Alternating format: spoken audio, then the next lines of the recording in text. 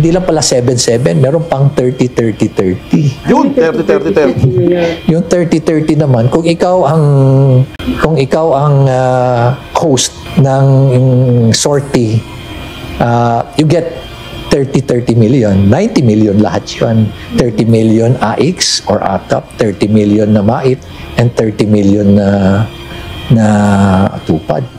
Ito ang bagong ibinunyag ni Baguio City Mayor Benjamin Magalong hinggil sa umano'y anomalya sa ayuda ng pamahalaan na kinasasangkutan ng ilang mambabatas. Can you just imagine? Ganun kalaki. Grabe. 90 million. Kaya pala, no wonder, ang daming nagbo-volunteer to sponsor yung host yung sortie. Kasi nga yung ganun kalaking incentive nila. So wait, again, it's unclear.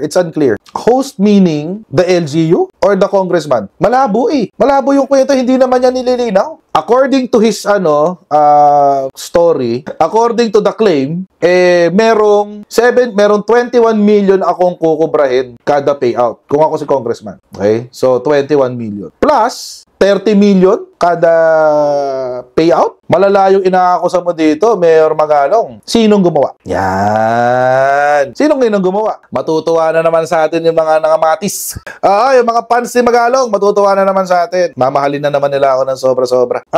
So ito na nga. So nung siguro mga week or 2 weeks ago, nagsalita itong si Magalong. Ano yung sabi ni Magalong? Well, sinakyan niya yung mga batikos doon sa AKAP. So, syempre, ako personally, tulad ng lagi kong sinasabi, hindi naman ako pro-ayuda. Ayoko ng ayuda talaga, personally. I would rather, mga Kojero, at lagi ko itong sinasabi sa live stream ko, I would rather itong mga ayuda tulad ng AKAP, TUPAD, tsaka AIX, be channeled to micro, small, and medium enterprises. Ibig sabihin, mga Kojero, imbis na yung mga walang trabaho, imbis na yung mga empleyadong medyo kulang ang kita, sila yung nakakakuha ng subsidy. Sana yung mga business people, yung mga negosyante, yung mga nagbibigay ng trabaho. Kasi mga Kojero, kapag yung mga taong nagbibigay ng trabaho, etong mga to, kapag sila lumaki yung kanilang mga negosyo, mas marami silang bibigyan ng trabaho. Negosyo kasi, ang negosyo hindi naman tumatakbo yan ng walang tao, hindi yan tumatakbo ng walang empleyado, di ba? So, kung tutulungan natin yung mga negosyante na makapag-scale, malalakihan nila yung negosyo nila. Mas maraming empleyado ang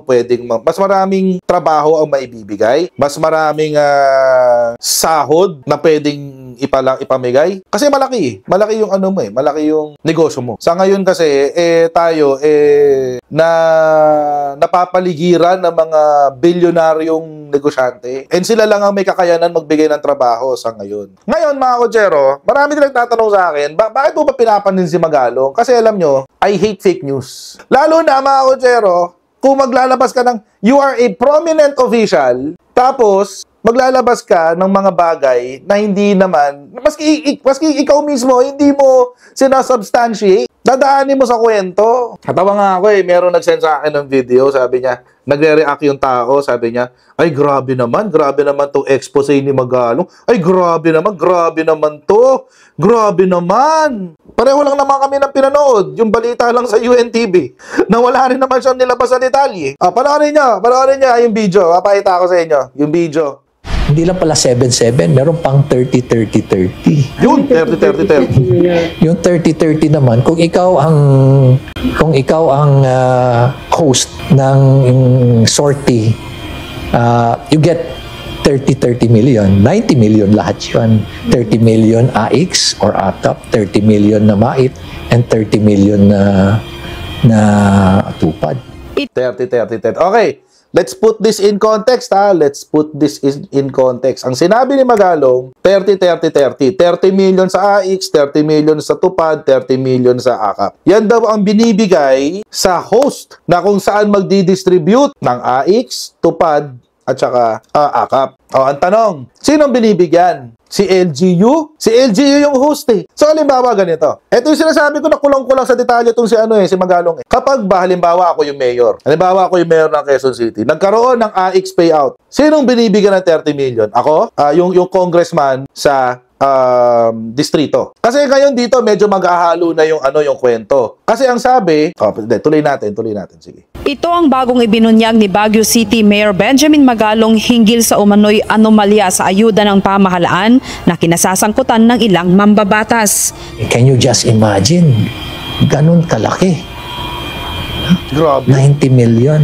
Kaya pala, no wonder, ang daming nagbo-volunteer to sponsor yung host yung sortie. Kasi nga yung ganun kalaking incentive nila. So wait, again, it's unclear.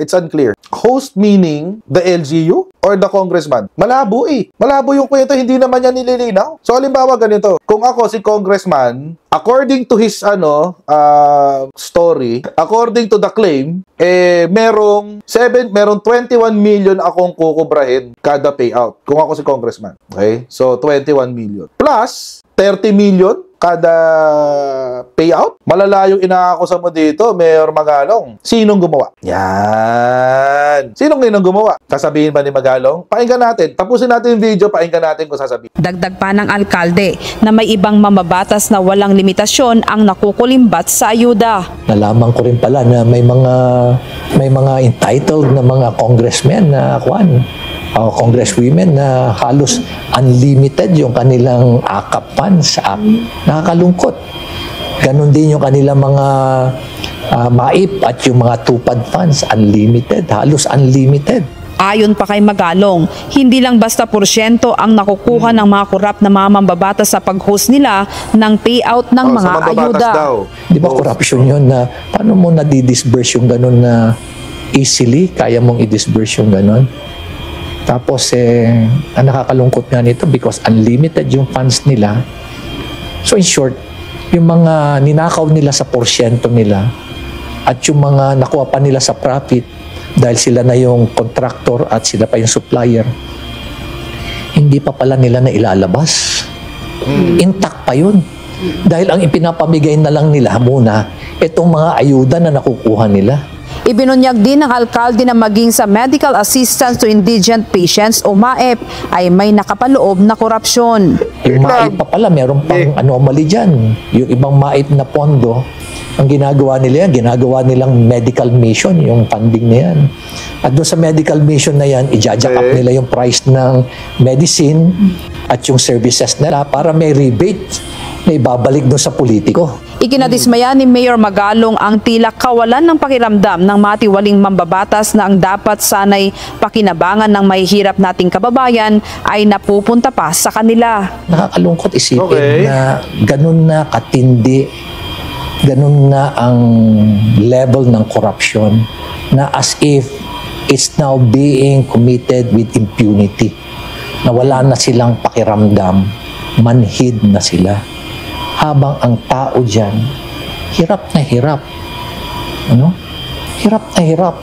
Magkano kinikita ng mga drivers dyan?